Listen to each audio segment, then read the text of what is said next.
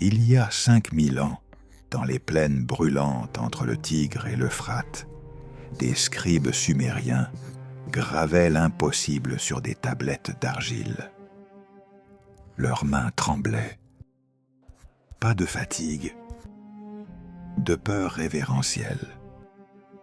Ils décrivaient des êtres descendant du ciel dans des objets flamboyants, des créatures qui leur enseignaient des secrets que l'humanité ne devrait pas connaître. Ces tablettes existent encore aujourd'hui. Elles reposent dans les sous-sols des musées les plus prestigieux du monde. Personne ne veut vraiment parler de ce qu'elles contiennent.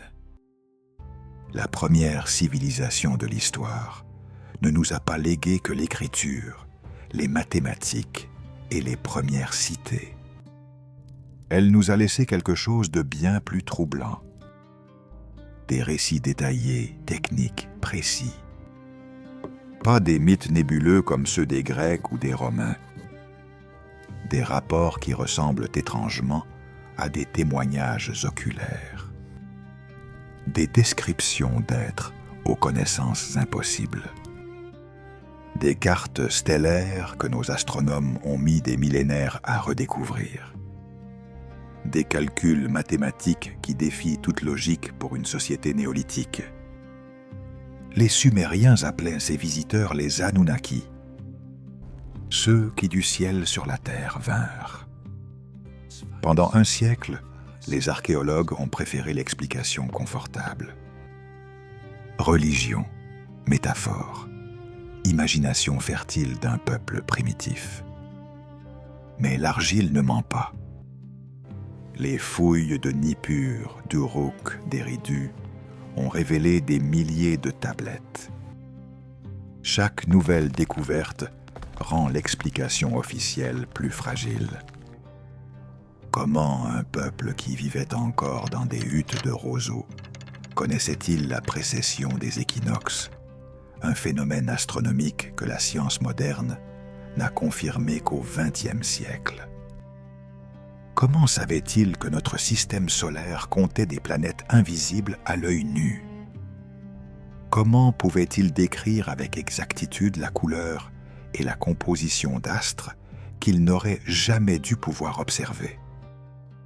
La réponse qui émerge des sables de Mésopotamie n'est pas celle que l'histoire officielle veut entendre. Elle est gravée dans la pierre et l'argile. Elle est cohérente à travers des milliers de tablettes rédigées sur des siècles par des scribes qui ne se sont jamais rencontrés. Elle explique l'inexplicable bond en avant de cette civilisation. En quelques générations, des chasseurs-cueilleurs se sont transformés en bâtisseurs de cités, en astronomes, en mathématiciens, en ingénieurs capables d'irriguer un désert. Pas d'évolution progressive. Une explosion, comme si quelqu'un leur avait donné le mode d'emploi de la civilisation. Quelque chose que les Sumériens ont consigné avec le soin méticuleux de témoins conscients de vivre un événement historique. Ils ne nous ont pas laissé des légendes. Ils nous ont laissé des archives. Le premier contact de l'humanité avec une intelligence venue d'ailleurs. Et l'évidence a été sous nos yeux depuis toujours, enfouie dans des tablettes que personne n'osait vraiment lire. Imaginez-vous debout dans les plaines mésopotamiennes, un soir de l'an 3800 avant notre ère. La chaleur du jour s'évapore enfin du sol craquelé. Vous levez les yeux vers un ciel d'une clarté absolue, sans pollution lumineuse, où chaque étoile brille comme un diamant sur du velours noir. Soudain, quelque chose bouge. Pas une étoile filante. Quelque chose de plus lent, plus délibéré. Un objet lumineux qui descend vers la terre. Vous ne savez pas ce que c'est. Vous n'avez aucun cadre de référence, aucun mot dans votre langue pour décrire ce que vous voyez. Mais vous savez une chose, avec une certitude absolue. Ce n'est pas naturel. C'est exactement ce que des milliers de Sumériens ont vécu il y a plus de 5 millénaires. Et ils n'ont pas gardé le silence. Ils ont fait quelque chose d'extraordinaire pour l'époque. Ils ont tout documenté, avec une précision obsessionnelle, avec des détails qui défient l'imagination. Sur des milliers de tablettes d'argile gravées en écriture cunéiforme, la plus ancienne forme d'écriture connue. Ces tablettes ne racontent pas des légendes vagues, transmises oralement pendant des générations. Elles décrivent des événements spécifiques, avec des dates, des lieux, des témoins nommés. Des rapports qui ressemblent étrangement à ce qu'un observateur moderne appellerait des témoignages oculaires. La question n'est pas de savoir si ces textes existent. Ils existent. Des milliers d'entre eux reposent dans les musées du monde entier. La question est, pourquoi personne ne veut vraiment en parler? Les Sumériens n'étaient pas un peuple primitif et superstitieux comme Hollywood aime le dépeindre. C'était la civilisation la plus avancée de son époque. Ils ont inventé l'écriture. Ils ont créé les premières cités-États organisées. Ils ont développé des systèmes d'irrigation complexes qui ont transformé un désert en jardin. Ils ont établi les bases des mathématiques, de l'astronomie, de la médecine. Ils construisaient des structures monumentales, pendant que le reste de l'humanité vivait encore dans des grottes.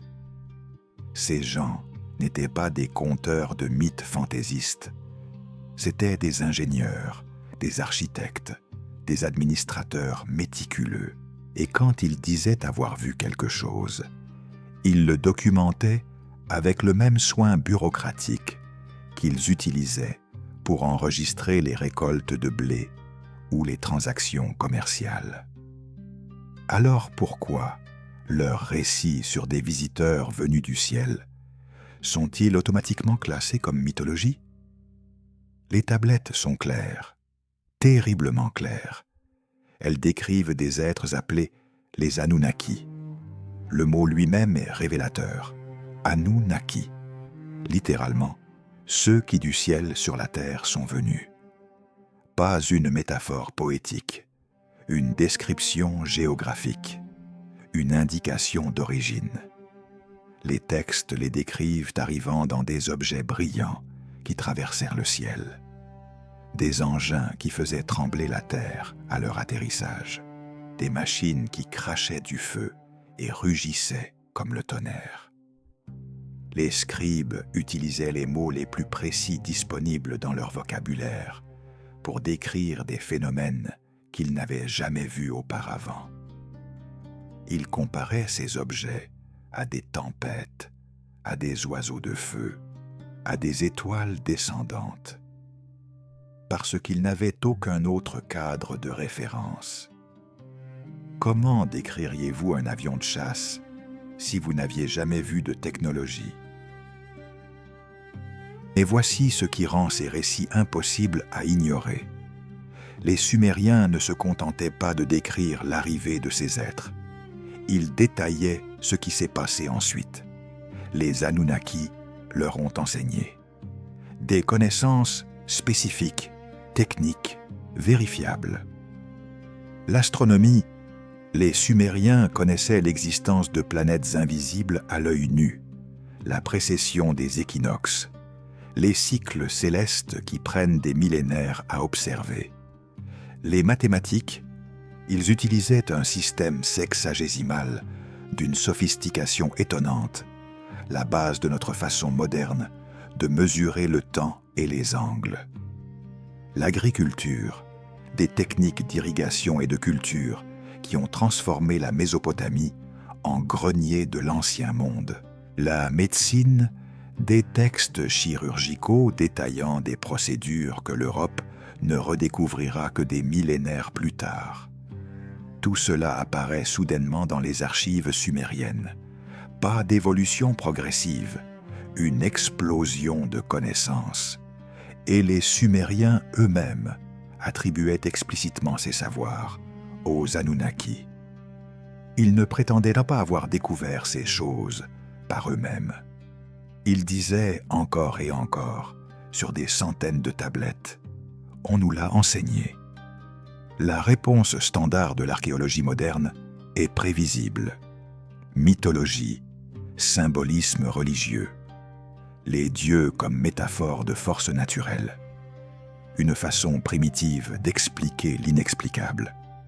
Mais cette explication s'effondre sous le poids des preuves physiques, parce que les Sumériens ne nous ont pas seulement laissé des histoires, ils nous ont laissé des artefacts, des structures, des calculs, des cartes stellaires gravées dans la pierre, qui sont exactes selon nos standards astronomiques modernes. Des ziggurats construites avec des connaissances architecturales qui défient leur époque supposée. Des systèmes de mesure basés sur des constantes mathématiques que nous pensions être des découvertes récentes. Comment une civilisation néolithique possédait-elle ces connaissances? D'où venaient-elles? La réponse officielle est un haussement d'épaule et un changement de sujet, parce que l'alternative est trop inconfortable à envisager. Mais voici le fait le plus troublant de tous. Les descriptions sumériennes ne sont pas uniques. D'autres civilisations anciennes, séparées par des océans et des millénaires, racontent des histoires remarquablement similaires. Des êtres venus du ciel, des enseignants célestes, des connaissances données, pas découvertes. Les Égyptiens parlaient des Nétérous, les Mayas des Kukulcans, les Indiens védiques des Vimanas. Les similarités sont trop précises pour être des coïncidences, trop cohérentes pour être de simples archétypes mythologiques. Ces cultures n'avaient aucun contact entre elles. Elles ne pouvaient pas se copier mutuellement. Pourtant, elles racontent toute la même histoire fondamentale. Des visiteurs venus d'ailleurs, un transfert de connaissances, un bond civilisationnel inexplicable.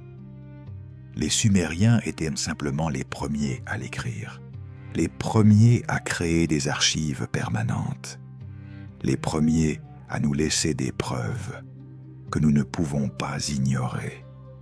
Alors ce soir-là, dans les plaines mésopotamiennes, il y a 5700 ans, quand le ciel s'est ouvert et que quelque chose est descendu, ce n'était pas le début d'un mythe, c'était le début d'une transformation. L'humanité, avant ce moment, vivait dans un monde simple, compréhensible, limité. L'humanité, après ce moment, construisait des civilisations, déchiffrait les étoiles, maîtrisait l'agriculture et l'ingénierie. Le changement était trop rapide, trop radical, trop universel. Et les gens qui l'ont vécu nous ont dit exactement ce qui s'était passé. Ils l'ont écrit sur des milliers de tablettes. Ils l'ont gravé dans la pierre. Ils ont créé des archives qui ont survécu pendant des millénaires. Ces archives existent encore aujourd'hui. Elles sont là, dans les sous-sols du British Museum, du Louvre, de l'Université de Pennsylvanie, attendant que quelqu'un les lise vraiment, attendant que quelqu'un ait le courage de prendre leurs auteurs au sérieux, parce qu'ils ne mentaient pas, ils témoignaient. L'image que vous avez des Sumériens est probablement fausse, complètement fausse. Hollywood vous a vendu une version confortable, rassurante, qui n'a rien à voir avec la réalité archéologique. Des peuples primitifs en robe blanche qui adoraient le soleil et inventaient des mythes pour expliquer le tonnerre. Des sociétés superstitieuses gouvernées par des prêtres charlatans et des rois despotiques. Des civilisations qui construisaient de grands monuments par force brute et ignorance, sans vraie compréhension de l'ingénierie ou des sciences. Cette image est plus qu'inexacte. Elle est dangereusement trompeuse. Elle vous empêche de voir ce que les Sumériens étaient vraiment. la civilisation la plus sophistiquée de l'âge du bronze, possédant des connaissances qui ne devraient pas exister dans leur contexte historique. Commençons par détruire le mythe le plus persistant. Les Sumériens n'étaient pas des constructeurs primitifs qui empilaient des briques au hasard.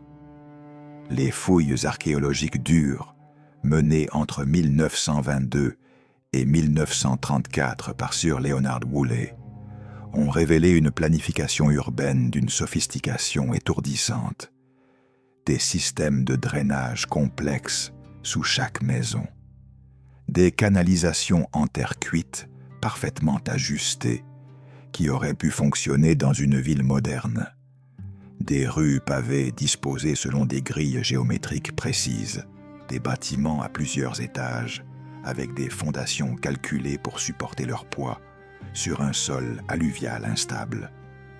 Ce n'était pas de la chance, c'était de l'ingénierie avancée. Les Sumériens comprenaient la distribution de charges, la mécanique des fluides, les propriétés des matériaux. Des concepts que l'Europe ne maîtrisera pleinement qu'au XVIIIe siècle. Comment est-ce possible? Mais l'ingénierie n'est que le début. Hollywood vous montre des Sumériens qui regardent le ciel avec émerveillement et superstition. La réalité est bien différente. Les tablettes astronomiques découvertes à Nippur et à Uruk démontrent une compréhension du cosmos qui défie toute explication rationnelle. Ils connaissaient la période orbitale de toutes les planètes visibles, avec une précision qui n'a été égalée qu'avec les télescopes modernes. Ils avaient cartographié les constellations avec une exactitude stupéfiante. Ils comprenaient la précession des équinoxes, un phénomène qui prend 25 920 ans à compléter un cycle et qui ne peut être observé que sur des siècles de mesures continues. Leur calendrier lunaire était si précis qu'ils ne perdaient qu'un jour tous les 3000 ans. Les astronomes grecs, 2 millénaires plus tard, travaillaient avec des données bien moins précises. Comment une civilisation sans télescope, sans instruments optiques, sans tradition scientifique antérieure, a-t-elle accompli cela? Et puis il y a les mathématiques. Les tablettes mathématiques sumériennes découvertes au début du XXe siècle ont stupéfié les chercheurs, pas seulement parce qu'elles démontraient une maîtrise de l'arithmétique avancée, mais parce qu'elles utilisaient des concepts que nous pensions être des inventions bien plus récentes. Le système sexagésimal sumérien, base 60, n'était pas un choix arbitraire. C'était un système mathématique d'une élégance extraordinaire, permettant des divisions faciles par de nombreux facteurs. Nous l'utilisons encore aujourd'hui pour mesurer le temps et les angles sans même réaliser son origine. Il comprenait les racines carrées et cubiques. Il résolvait des équations du second degré. Il calculait des volumes et des aires avec des formules que nous enseignons encore dans nos écoles. Une tablette découverte à Tel Armal, datée de 1800 avant notre ère, contient une approximation de pi correcte à 6 décimales. Archimède, célébré comme un génie des mathématiques, n'atteindra cette précision que 1300 ans plus tard. Mais voici où l'image hollywoodienne s'effondre complètement. Les Sumériens ne prétendaient pas avoir découvert ces connaissances par eux-mêmes. Ils l'affirmaient explicitement, encore et encore, dans leurs textes. Tout leur a été enseigné. Par qui? Par les Anunnaki, les êtres venus du ciel. Ce n'est pas une interprétation moderne. C'est écrit en toutes lettres dans les archives sumériennes. Les tablettes appelées Mu énumèrent littéralement des listes de connaissances et de compétences données à l'humanité par ces visiteurs célestes. L'agriculture, l'irrigation, la métallurgie, l'écriture, les mathématiques, l'astronomie, la médecine, la loi. Tout est catalogué comme des dons, pas des découvertes. Les archéologues modernes préfèrent ignorer ces passages. Ils les classent comme mythologie religieuse.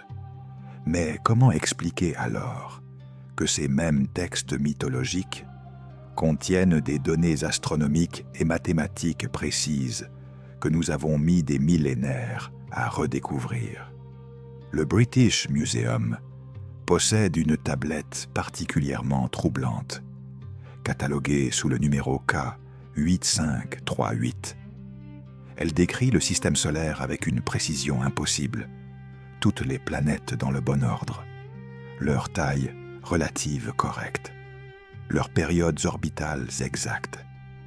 Elle inclut même des corps célestes que nous n'avons découverts qu'avec des télescopes puissants au XIXe et XXe siècle. Cette tablette a été gravée il y a 4000 ans. Comment? La réponse officielle est qu'elle a été mal interprétée, que les symboles signifient autre chose, que c'est une coïncidence. Mais les linguistes spécialisés en cunéiforme sont formels. La traduction est correcte. Les symboles sont clairs. Il n'y a pas d'ambiguïté. Les Sumériens décrivaient notre système solaire avec une exactitude que nous avons mis des millénaires à atteindre. Quelqu'un leur avait montré. Et ce n'est pas tout. Les fouilles de la nécropole royale d'Ur ont révélé des objets qui ne devraient pas exister. Des alliages métalliques dont la composition suggère des techniques de fusion avancées. Des bijoux travaillés avec une précision qui nécessite des outils que nous pensions avoir été inventés des siècles plus tard. Des objets en lapis-lazuli importés d'Afghanistan, démontrant des réseaux commerciaux s'étendant sur des milliers de kilomètres, à une époque où le transport était censé être primitif. Des cylindres sceaux gravés avec des détails si fins qu'ils nécessitent une loupe pour être pleinement appréciés. Les artisans sumériens ne travaillaient pas par tâtonnement. Ils suivaient des techniques standardisées, enseignées, transmises. Des techniques qui apparaissent soudainement, complètes, sans évolution progressive visible dans les archives archéologiques. C'est comme si quelqu'un leur avait donné un manuel d'instruction. Alors non, les Sumériens n'étaient pas les barbares superstitieux que Hollywood vous a vendus. C'étaient des ingénieurs, des astronomes, des mathématiciens, des métallurgistes, des urbanistes. Ils possédaient un corpus de connaissances qui défie leur place dans l'histoire humaine. Et ils nous disaient d'où venaient ces connaissances. Ils l'ont écrit des milliers de fois sur des milliers de tablettes, pas sous forme de métaphores poétiques, sous forme de déclarations factuelles, documentées avec le même soin bureaucratique qu'ils utilisaient pour enregistrer les taxes et les contrats commerciaux. Nous avons choisi de ne pas les croire. Nous avons choisi de réinterpréter leurs mots pour qu'ils correspondent à notre vision confortable de l'histoire. Mais l'archéologie ne ment pas. Les artefacts ne mentent pas. Les calculs mathématiques gravés dans l'argile ne mentent pas. Les Sumériens savaient des choses qu'ils n'auraient pas dû savoir. Et quelqu'un le leur avait enseigné. Il est temps d'arrêter de les traiter comme des conteurs de mythes et de commencer à les traiter comme des témoins. En 1849, un jeune archéologue britannique nommé Austen Henry Layard creusait dans les ruines de Ninive, l'ancienne capitale assyrienne. Il s'attendait à trouver des statues, peut-être quelques inscriptions royales. Ce qu'il a découvert a changé notre compréhension de l'histoire humaine. Une bibliothèque, pas quelques tablettes éparses, plus de 30 000 tablettes d'argile, parfaitement préservées sous les décombres d'un palais effondré. Chacune couverte d'écritures cunéiformes denses, méthodiques, obsessionnellement détaillés. Ces tablettes n'étaient pas des textes religieux ou des épopées mythologiques. C'étaient des archives, des catalogues astronomiques, des traités mathématiques, des manuels médicaux, des registres détaillant des connaissances qui ne devraient même pas exister il y a 4000 ans. Et enfouis parmi elles, des textes décrivant les Anunnaki avec une précision technique qui glace le sang. La tablette la plus troublante porte le numéro de catalogue K35338. Elle a été traduite pour la première fois en 1911 par le linguiste Hugo Radau. Ce qu'il a lu l'a tellement perturbé qu'il a passé 2 ans à vérifier sa traduction avant de publier. Le texte décrit un objet appelé le Shamash, le char céleste des Anunnaki. Pas en termes poétiques, en termes techniques. Il parle de métal brillant qui ne rouille jamais, de feu qui jaillit par en dessous sans consumer de bois, de rugissements qui font trembler la terre et fuir les animaux, de vents violents qui aplatissent les cultures en cercle parfait lors de l'atterrissage. Le texte décrit même l'intérieur, une chambre ronde avec des sièges le long des parois, des lumières qui brillent sans flamme, des fenêtres qui montrent le ciel alors qu'on se trouve à l'intérieur. Ce ne sont pas des descriptions d'un char tiré par des chevaux célestes. C'est la description d'un engin, volant, avec des détails qui ressemblent étrangement à un rapport d'observation moderne d'OVNI.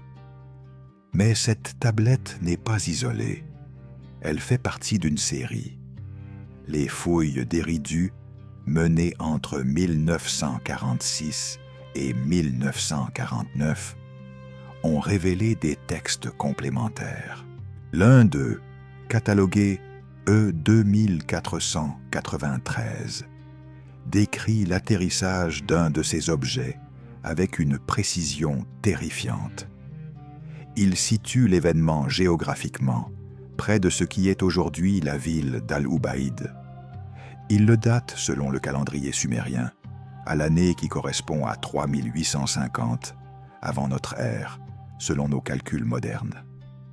Il nomme des témoins spécifiques, le roi Anmerkar, le grand prêtre, Lugal-Emush, 42 scribes du temple. Il décrit l'objet descendant alors que le soleil se couchait, brillant comme une seconde étoile, laissant une traînée de fumée blanche dans le ciel. Il détaille comment la terre a tremblé lors de l'impact, comment un cercle de terre brûlée est resté pendant des semaines, comment les plantes ne poussaient plus dans cette zone. Ce n'est pas un mythe, c'est un rapport d'incident avec des coordonnées, une date et des témoins nommés.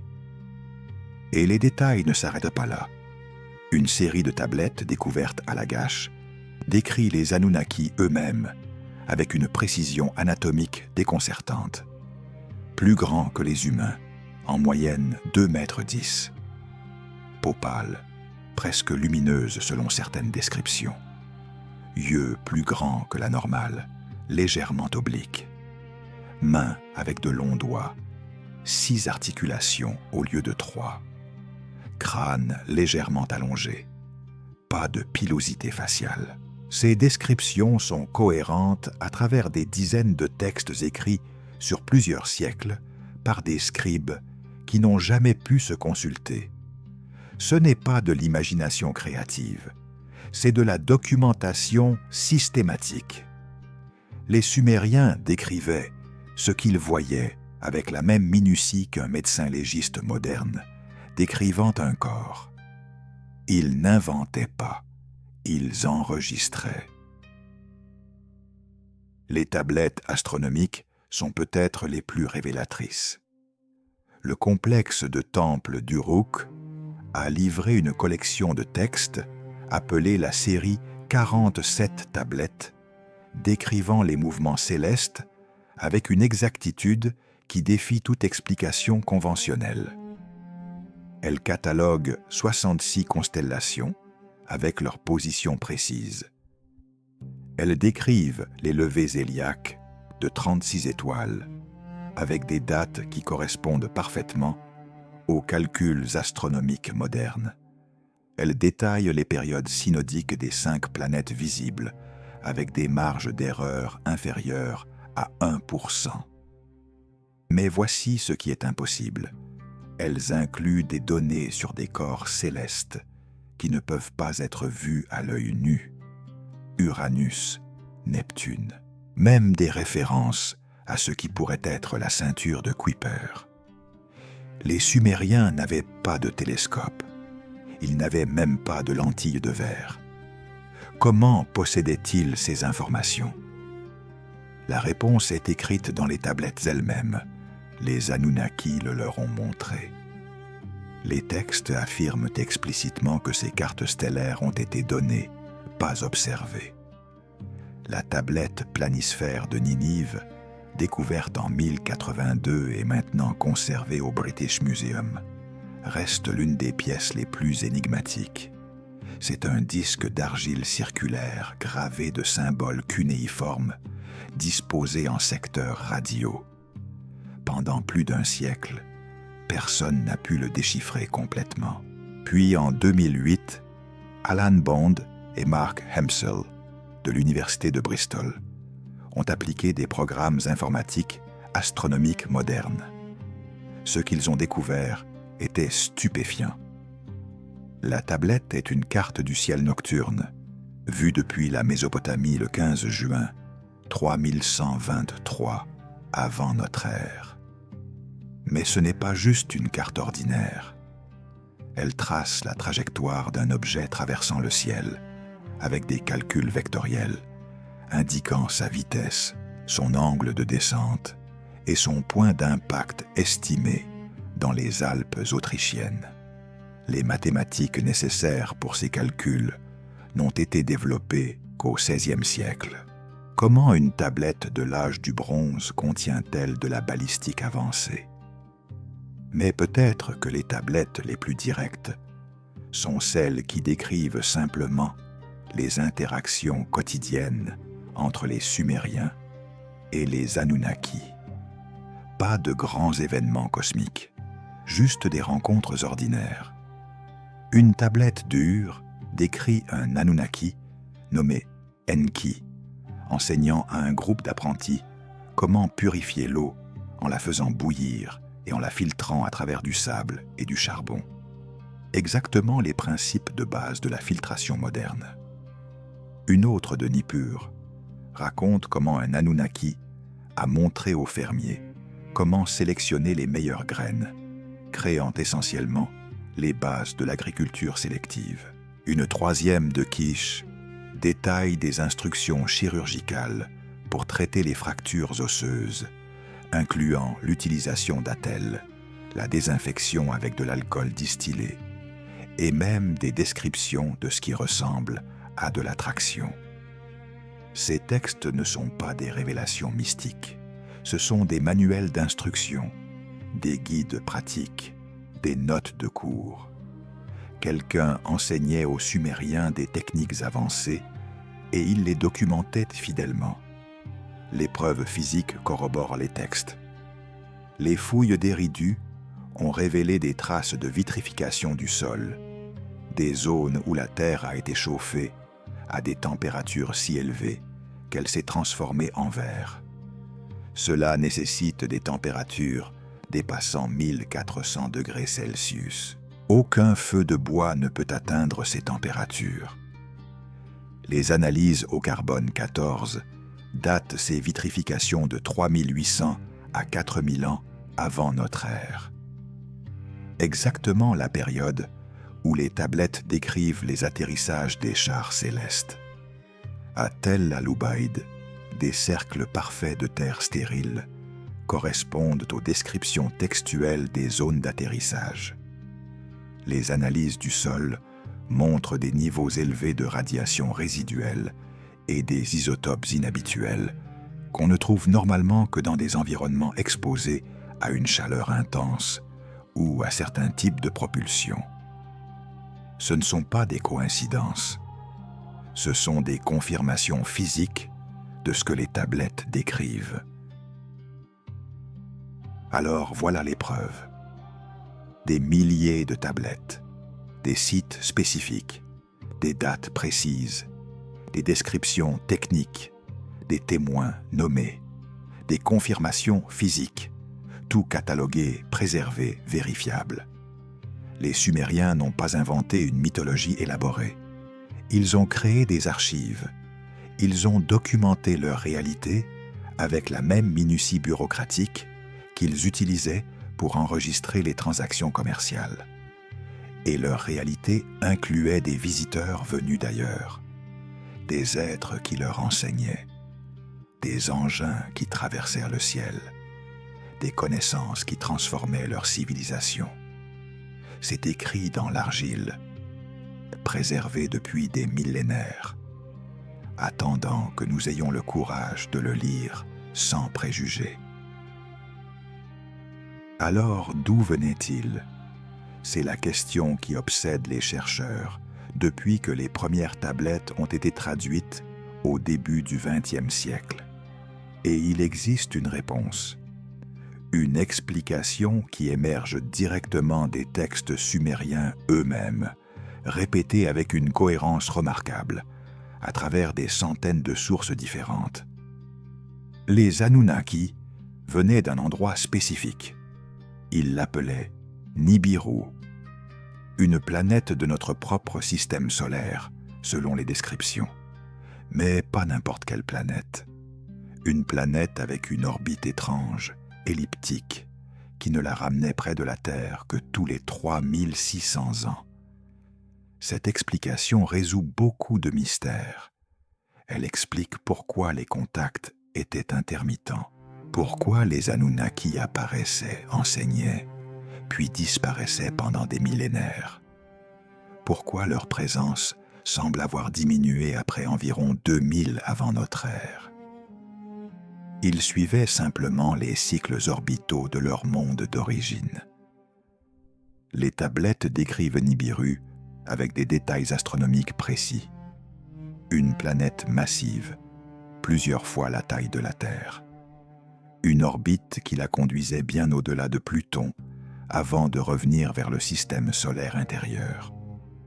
Les textes mentionnent même sa couleur rougeâtre et sa luminosité inhabituelle lorsqu'elle approchait du Soleil. En 1976, Zecharia Sitchin a publié une analyse exhaustive de ces descriptions dans son livre « La 12e planète ». Il a démontré que les références à Nibiru étaient cohérentes à travers toute la littérature mésopotamienne, pas seulement sumérienne, mais aussi akkadienne, babylonienne et assyrienne. Les mêmes caractéristiques orbitales, la même période de retour, les mêmes descriptions physiques. Sur plus de 3000 ans de texte, l'histoire ne change jamais. Ce genre de cohérence ne se trouve pas dans la mythologie. On le trouve dans les observations factuelles. Et voici ce qui rend cette explication impossible à ignorer complètement. Les astronomes modernes cherchent activement une 9e planète dans notre système solaire. Pas une planète mythique. Une planète réelle, dont l'existence est suggérée par des perturbations gravitationnelles observées dans la ceinture de Kuiper.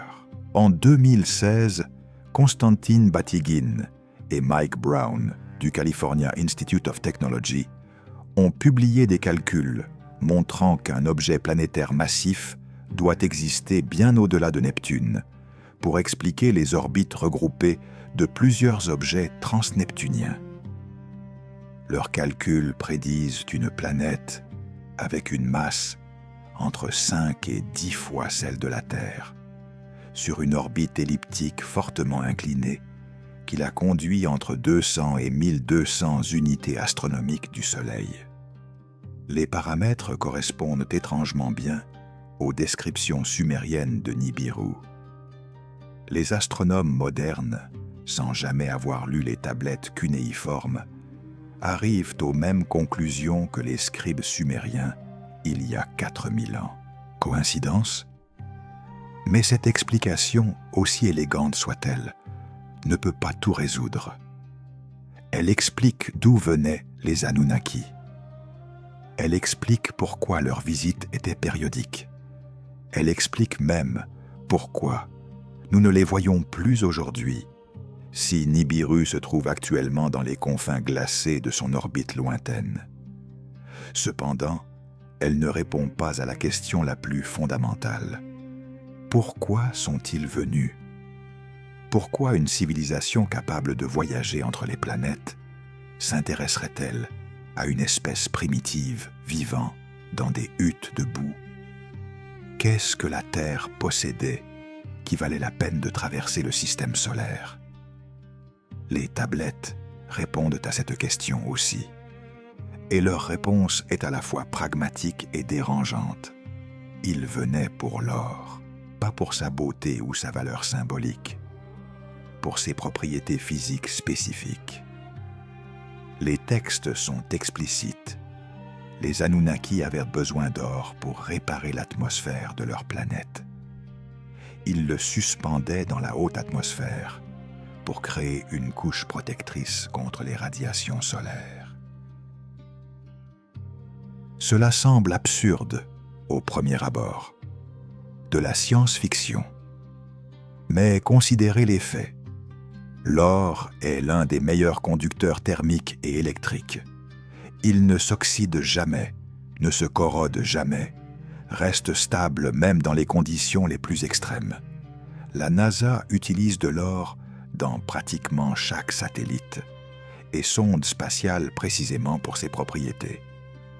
Les visières des casques d'astronautes sont recouvertes d'une fine couche d'or pour protéger contre les radiations solaires. Le télescope spatial James Webb utilise des revêtements d'or sur ses miroirs pour maximiser la réflectivité dans l'infrarouge. Nous utilisons l'or exactement comme les tablettes décrivent les Anunnaki, l'utilisant comme protection contre les conditions spatiales hostiles. Leur technologie n'était peut-être pas aussi fantastique que nous l'imaginons. C'était peut-être simplement une application pratique des propriétés physiques de l'or que nous commençons seulement maintenant à exploiter pleinement. Les tablettes décrivent comment les Anunnaki ont établi des opérations minières en Afrique australe et en Mésopotamie. Comment ils ont d'abord effectué le travail eux-mêmes, mais ont trouvé cela trop pénible. Comment ils ont alors décidé de créer une main-d'œuvre. Et c'est là que l'histoire devient vraiment troublante. Les textes décrivent en détail comment les Anunnaki ont pris des primates primitifs existants et les ont génétiquement modifiés pour créer une espèce hybride, capable de comprendre des ordres et d'effectuer du travail complexe. Ils l'appelaient l'Adamu, le premier homme. Ce n'est pas une métaphore de création divine, c'est une description de manipulation génétique délibérée. Les tablettes utilisent même un terme spécifique pour le processus, le mélange des essences dans un récipient d'argile. Qu'est-ce que cela décrit, sinon une forme primitive de fécondation in vitro? Les preuves génétiques modernes rendent cette histoire encore plus perturbante. L'ADN humain contient plusieurs anomalies qui déroutent les biologistes évolutionnaires. Le chromosome 2 humain est le résultat d'une fusion de 2 chromosomes primates séparés. Cette fusion est unique aux humains. Aucun autre primate ne la possède. C'est comme si quelqu'un avait délibérément réarrangé notre matériel génétique. Plus étrange encore, les humains possèdent 223 gènes qui n'apparaissent dans aucune autre forme de vie terrestre. Ils n'ont aucun précurseur évolutionnaire. Ils apparaissent simplement dans notre génome, sans origine traçable. Les généticiens appellent cela le problème des gènes orphelins. Les Sumériens l'appelaient le cadeau des Anunnaki. Et il y a un détail final qui glace le sang. Les humains modernes descendent tous d'un événement de goulot d'étranglement génétique qui s'est produit il y a environ 150 000 à 200 000 ans. Notre diversité génétique est anormalement faible pour une espèce de notre âge. C'est comme si l'humanité entière descendait d'un petit groupe de fondateurs. Les tablettes sumériennes décrivent exactement cela. Les premiers Adamus, créés en nombre limité, puis autorisés à se reproduire et à se répandre. Mais voici où cette première explication révèle ses limites. Elle explique les origines, elle explique la motivation, elle explique même la méthode. Cependant, elle ne peut pas expliquer ce qui s'est passé ensuite. Pourquoi les Anunnaki ont-ils enseigné tant de choses à l'humanité? Si nous n'étions que de la main-d'œuvre minière, pourquoi nous donner l'astronomie, les mathématiques, la médecine, l'écriture? Pourquoi transformer des ouvriers en une civilisation sophistiquée? Les tablettes suggèrent quelque chose de plus complexe, quelque chose d'émotionnel. Certains Anunnaki ont développé de l'affection pour leur création. Ils ont commencé à les traiter non pas comme des outils, mais comme des protégés. Ils ont enseigné, ils ont partagé. Certains textes mentionnent même des relations personnelles, des amitiés, peut-être plus. Cette dimension humaine, ou plutôt cette dimension émotionnelle partagée, complique le récit. Elle suggère que ce qui a commencé comme une opération minière froide et calculée s'est transformé en quelque chose de bien plus profond. Un transfert culturel, un mentorat civilisationnel, peut-être même une affection parentale. Et cette complexité émotionnelle mène à un autre mystère que la théorie Nibiru ne peut pas résoudre. Pourquoi sont-ils partis? Si certains Anunnaki s'étaient vraiment attachés à l'humanité, pourquoi abandonner leur projet? Les dernières tablettes décrivant des interactions directes avec les Anunnaki datent d'environ 1900 avant notre ère. Après cela, silence, plus d'apparitions, plus d'enseignements directs, plus de chars célestes atterrissant dans les ziggourats. Que s'est-il passé? La réponse simple serait que Nibiru s'est éloigné et ne reviendra pas avant des millénaires. Mais les textes suggèrent quelque chose de plus délibéré. Une décision. Un conflit parmi les Anunnaki eux-mêmes sur ce qu'il fallait faire de l'humanité. Certains voulaient continuer à guider, d'autres pensaient que l'humanité devait être laissée à elle-même. Les derniers textes parlent de départ, de séparation douloureuse, de promesses de retour. Cela ne ressemble pas à un simple cycle orbital. Cela ressemble à une rupture intentionnelle. Et cette rupture soulève la question la plus importante. Ont-ils vraiment complètement disparu? Les Sumériens n'étaient pas seuls dans le monde antique. L'Égypte construisait ses premières dynasties. Les cultures de la vallée de l'Indus établissaient leurs premières colonies. La Chine néolithique développait ses premières formes d'agriculture. Partout sur la planète, l'humanité faisait ses premiers pas hésitants vers la civilisation. Mais seuls les Sumériens ont fait ce bond quantique. Seuls, eux, sont passés de villages néolithiques à des cités-États sophistiqués en l'espace de quelques générations. Seuls, eux, possédaient ces connaissances astronomiques et mathématiques impossibles. La comparaison avec les autres civilisations ne fait que rendre le mystère sumérien plus profond. Elle révèle à quel point leur expérience était unique. À quel point leur contact avec les Anunnaki les a placés sur une trajectoire civilisationnelle différente de tout le reste de l'humanité. Prenez l'Égypte, la civilisation que nous considérons comme l'égale de Sumer. Les pyramides défient toujours notre compréhension. Les temples de Karnak et de Luxor témoignent d'une maîtrise architecturale extraordinaire. Pourtant, les Égyptiens eux-mêmes admettaient que leur sagesse venait d'ailleurs. Les textes des pyramides, les plus anciens textes religieux du monde, parlent des Nétérous, des êtres venus du ciel qui ont enseigné aux premiers pharaons. Les prêtres égyptiens racontaient à Hérodote, au 5e siècle avant notre ère, que leur civilisation avait été fondée par des dieux descendus des étoiles. Même chose en Égypte que chez les Sumériens. Mais voici la différence cruciale. Les Égyptiens n'ont jamais documenté ces visites avec la précision sumérienne. Pas de date spécifique, pas de description technique, pas de témoins nommés. Leurs récits restaient dans le domaine du mythe religieux. Les Sumériens, eux, créaient des rapports factuels. Pourquoi cette différence ? La réponse émerge quand on examine les chronologies. La civilisation sumérienne apparaît soudainement vers 3800 avant notre ère, complètement formée. L'Égypte pharaonique commence vers 3100 avant notre ère, environ 700 ans plus tard. Les Sumériens avaient déjà l'écriture, les mathématiques avancées, l'astronomie sophistiquée quand l'Égypte émergeait.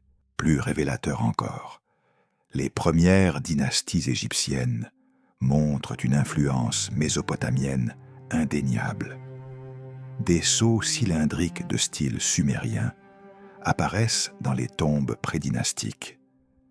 Des motifs architecturaux mésopotamiens se retrouvent dans les premières structures égyptiennes. Même l'écriture hiéroglyphique montre des similitudes structurelles avec le cunéiforme, suggérant un concept partagé.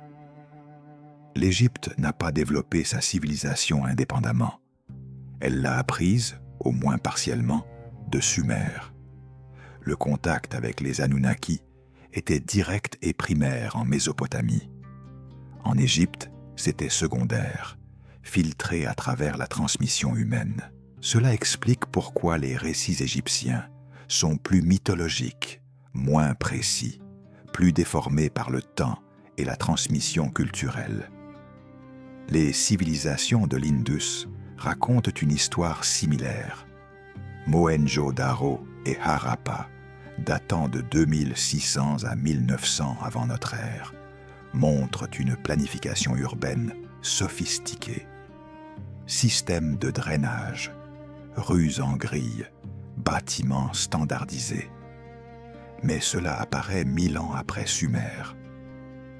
Et quand les archéologues ont découvert des sceaux de la vallée de l'Indus, ils ont trouvé des motifs et des symboles étrangement similaires à ceux de Mésopotamie. Des routes commerciales les reliaient certainement. Mais était-ce seulement du commerce ou aussi un transfert de connaissances? Les textes védiques indiens, bien que composés beaucoup plus tard, contiennent des descriptions de Vimanas, des machines volantes pilotées par les dieux. Des descriptions qui ressemblent étrangement aux chars célestes sumériens. Les Védas parlent d'armes divines qui libéraient des éclairs et détruisaient des cités entières. Des récits qui font écho aux tablettes mésopotamiennes décrivant les conflits entre différentes factions d'Anunnaki. Même thème, même technologie, impossible. Mais toujours, ces récits indiens viennent plus tard, sont plus embellis, plus mythologisés. Le contact primaire était en Mésopotamie. Et puis il y a les anomalies que même cette explication ne peut pas complètement résoudre. Les structures mégalithiques dispersées à travers le monde qui semblent défier leur période de construction. Göbekli Tepe en Turquie moderne, daté de 9500 avant notre ère, 4000 ans avant Sumer. Des piliers de pierre massifs, gravés de symboles complexes, érigés par des peuples supposément encore chasseurs-cueilleurs. Sacsayhuaman au Pérou, avec ses blocs de pierre de 100 tonnes ajustés si précisément qu'une lame de couteau ne peut pas s'insérer entre eux. Baalbek au Liban, où 3 blocs de pierre pèsent chacun plus de 800 tonnes et ont été soulevés à une hauteur de 7 mètres. Les techniques de construction nécessaires pour ces exploits dépassent même ce que les Sumériens ont accompli. Alors qui les a construits? Une possibilité troublante émerge des tablettes. Les Anunnaki n'ont pas seulement visité pendant la période sumérienne documentée. Ils étaient là bien avant.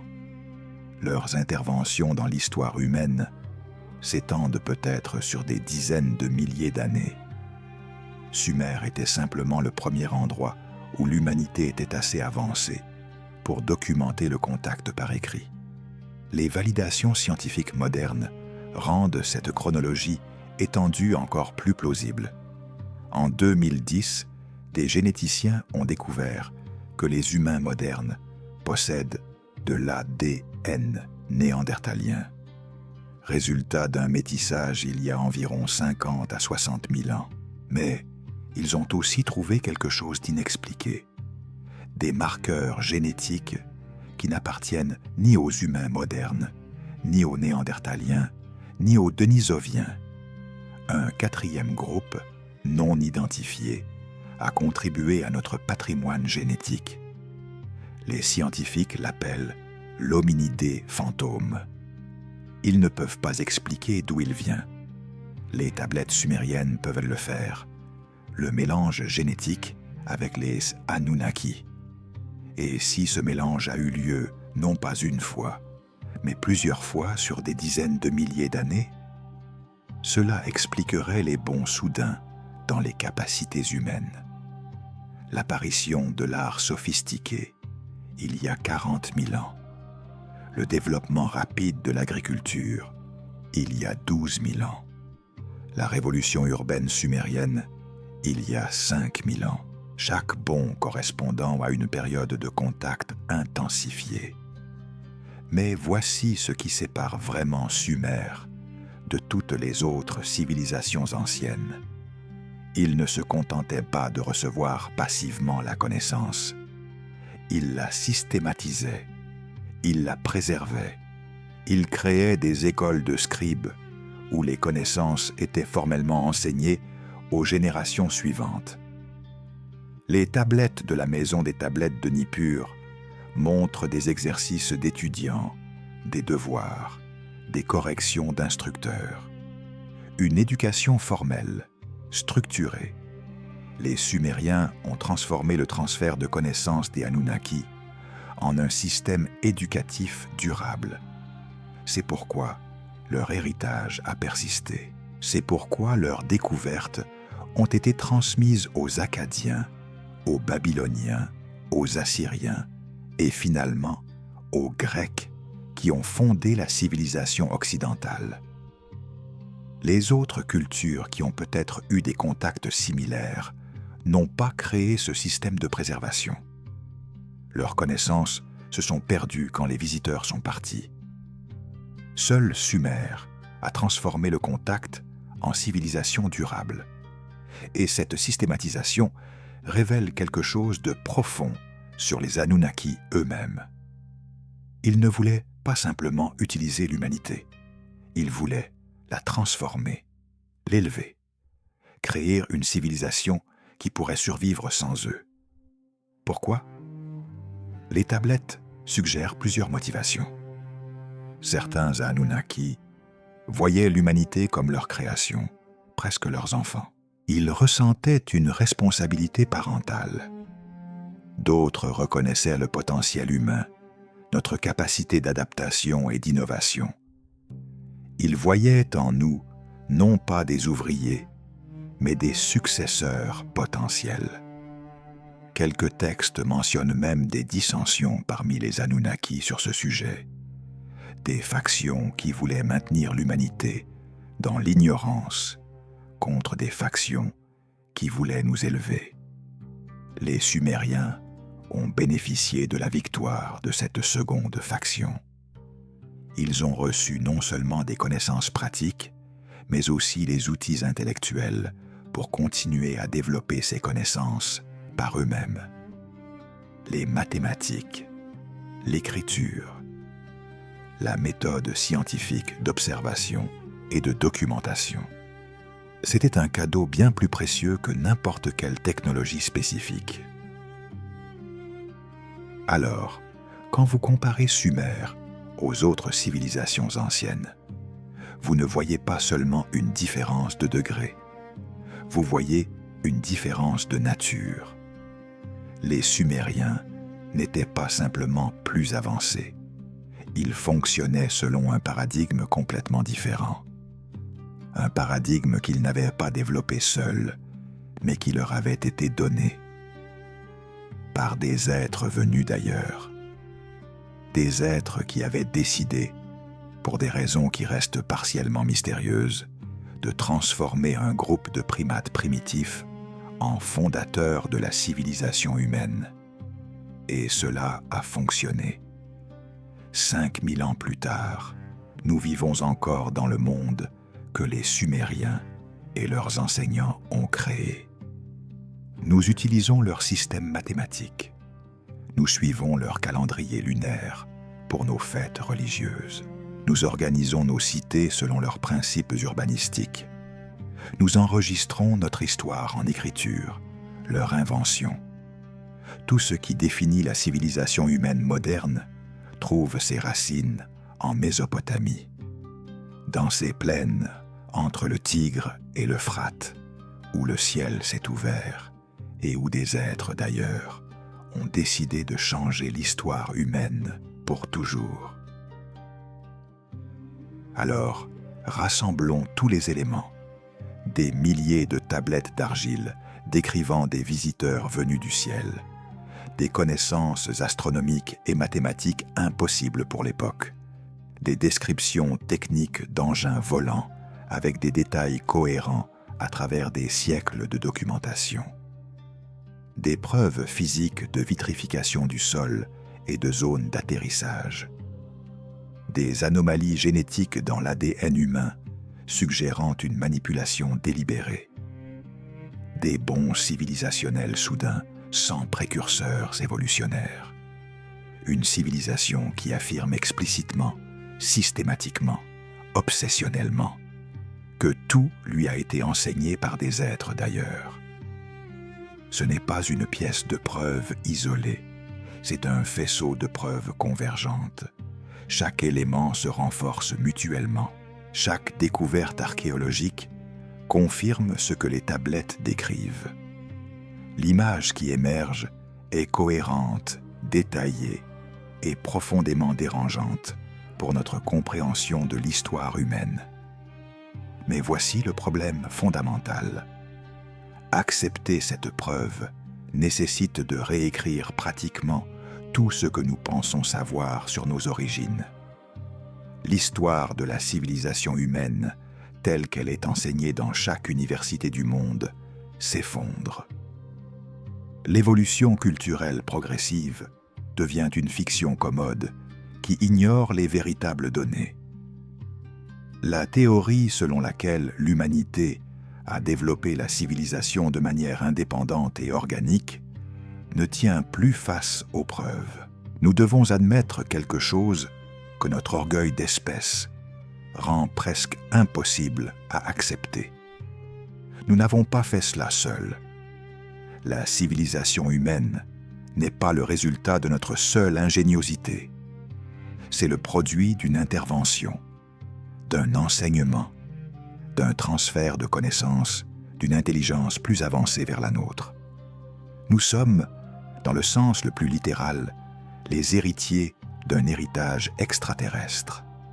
Cette vérité remet en question tout, notre place dans l'univers, notre compréhension de nous-mêmes, même notre vision de ce qui nous rend humains. Et cette remise en question explique pourquoi la communauté académique résiste si violemment à ces preuves. Ce n'est pas de l'ignorance. Ce n'est pas un manque d'accès aux données. Les tablettes sont là. Les artefacts sont dans les musées. Les analyses génétiques sont publiées dans des revues scientifiques. Tout est accessible. Mais accepter ces preuves détruirait des carrières entières construites sur le paradigme actuel. Des départements universitaires entiers s'effondreraient. Des manuels scolaires par milliers devraient être réécrits. Plus profondément encore, cela forcerait l'humanité à confronter une vérité inconfortable. Nous ne sommes pas aussi spéciaux que nous aimons le croire. Nous ne sommes pas les seules intelligences dans l'univers. Nous ne l'avons même jamais été sur notre propre planète. Il y a 5000 ans, des êtres plus avancés marchaient parmi nous, nous enseignaient, nous façonnaient. Et puis, ils sont partis, nous laissant avec leurs cadeaux, mais aussi avec la responsabilité terrifiante de continuer seuls. Cette responsabilité définit toute l'histoire humaine depuis. Chaque avancée que nous avons faite depuis le départ des Anunnaki a été construite sur les fondations qu'ils ont établies. Les Babyloniens ont perfectionné l'astronomie sumérienne. Les Grecs ont étendu les mathématiques mésopotamiennes. Les Romains ont appliqué les principes d'ingénierie orientale. La Renaissance européenne redécouvrait les connaissances antiques préservées depuis Sumer. La révolution scientifique suivait la méthode d'observation et de documentation créée par les scribes sumériens. Nous n'avons pas inventé la civilisation. Nous l'avons héritée, puis nous l'avons développée, étendue, transformée. Mais la graine originale, le code source de tout ce que nous sommes devenus, a été plantée dans les plaines mésopotamiennes par des mains qui n'étaient pas humaines. Reconnaître cela ne diminue pas nos accomplissements. Cela les contextualise. Cela montre que nous avons pris un cadeau extraordinaire et l'avons porté plus loin que même nos enseignants n'auraient pu l'imaginer. Parce que voici ce que les tablettes révèlent finalement. Les Anunnaki nous ont donné les outils, mais nous avons construit la maison. Ils nous ont enseigné à écrire, mais nous avons créé la littérature. Ils nous ont montré les étoiles, mais nous avons construit des vaisseaux spatiaux pour les atteindre. Ils nous ont donné les mathématiques, mais nous avons développé le calcul infinitésimal, la théorie de la relativité, la mécanique quantique. Ils ont planté la graine de la civilisation. Mais nous avons cultivé le jardin bien au-delà de leurs attentes initiales. En 5000 ans, nous sommes passés de leurs étudiants à leurs successeurs potentiels. Nous construisons maintenant nos propres engins qui voyagent entre les planètes. Nous manipulons les gènes comme ils l'ont fait avec nos ancêtres. Nous explorons les mystères du cosmos qu'ils nous ont d'abord révélés. L'élève est devenu maître, pas en reniant l'enseignement original, mais en le transcendant. C'était peut-être toujours leur plan. Créer non pas des serviteurs permanents, mais une nouvelle espèce intelligente, capable de se tenir finalement à leur côté comme égaux. Et cela suggère une possibilité qui devrait tous nous faire réfléchir. Que se passera-t-il quand nous les reverrons? Parce que si Nibiru existe, si son orbite la ramène périodiquement près de la Terre tous les 3600 ans, alors son prochain passage approche. Les calculs basés sur les descriptions des tablettes suggèrent un retour possible dans les prochains siècles, peut-être même dans nos vies. Que se passera-t-il quand les Anunnaki reviendront et découvriront ce que leurs anciens élèves sont devenus? Nous reconnaîtront-ils? Seront-ils fiers de voir jusqu'où nous sommes allés? Ou seront-ils horrifiés parce que nous avons fait de leurs cadeaux? Par les guerres, les destructions environnementales, les inégalités? Nous jugeons-nous nous-mêmes dignes de nos origines? Avons-nous honoré l'héritage qu'ils nous ont laissé? Ces questions ne sont pas académiques. Elles définissent qui nous voulons être en tant qu'espèce. Comment nous voulons être trouvés quand nos créateurs reviendront finalement à la maison. Mais peut-être que la question la plus importante n'est pas s'ils reviennent. C'est pourquoi nous continuons à nier qu'ils soient jamais venus. Pourquoi nous préférons une histoire qui nous rend seuls dans l'univers, des innovateurs solitaires qui ont tout découvert par tâtonnement. Cette histoire est confortable, elle est flatteuse, elle nous place au centre de notre propre récit, mais elle est fausse. Et vivre dans un mensonge, aussi confortable soit-il, nous empêche de comprendre qui nous sommes vraiment. Nous sommes les enfants d'une union entre la Terre et les étoiles. Notre ADN porte les traces des deux. Notre civilisation est construite sur des fondations célestes. Notre destin n'est pas de rester sur cette planète, mais de retourner dans le cosmos, d'où nos enseignants sont venus. Reconnaître nos véritables origines ne nous diminue pas. Cela nous libère. Cela nous montre que nous appartenons là-haut, parmi les étoiles, parce que c'est de là que vient une partie de nous. Alors quand vous regardez le ciel nocturne, rappelez-vous, quelque part là-haut, orbitant dans les confins glacés du système solaire, ou peut-être déjà en chemin de retour, il y a un monde que nos ancêtres connaissaient, une planète dont les habitants ont changé notre destinée il y a des millénaires. Ils nous ont donné l'écriture pour que nous puissions nous souvenir, les mathématiques pour que nous puissions comprendre, l'astronomie pour que nous puissions les chercher. Chaque fois qu'un humain regarde les étoiles et rêve d'y aller, c'est leur héritage qui parle. Chaque fois que nous repoussons les limites de la connaissance, nous honorons leurs enseignements. Chaque fois que nous refusons d'accepter les limites et cherchons à transcender notre condition, nous prouvons que leur investissement en nous était justifié. Ils nous ont pris alors que nous n'étions rien et nous ont montré ce que nous pouvions devenir. Maintenant, 5000 ans plus tard, nous sommes sur le point de devenir exactement ce qu'ils ont vu en nous depuis le début.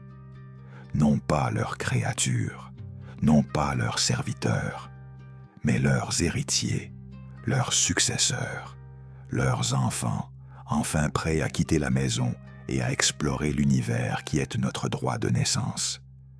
Les Sumériens ont enregistré le premier contact. Nous vivrons peut-être le second. Et cette fois, nous ne serons pas les étudiants, nous serons les partenaires. Égaux enfin, comme ils l'ont toujours prévu.